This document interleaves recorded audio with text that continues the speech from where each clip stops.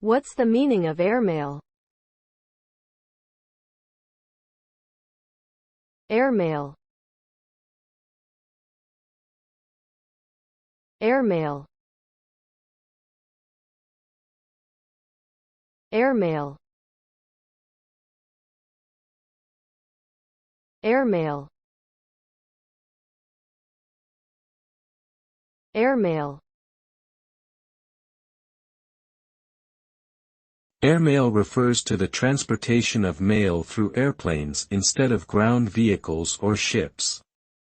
The term was first used in the early 20th century when airplanes became a viable option for carrying mail across long distances quickly. Airmail drastically reduced delivery times and connected communities that were previously isolated by geography. Today, airmail is still used for sending time-sensitive documents and packages domestically and internationally. Due to its speed and efficiency, airmail has played a significant role in facilitating global communication and commerce.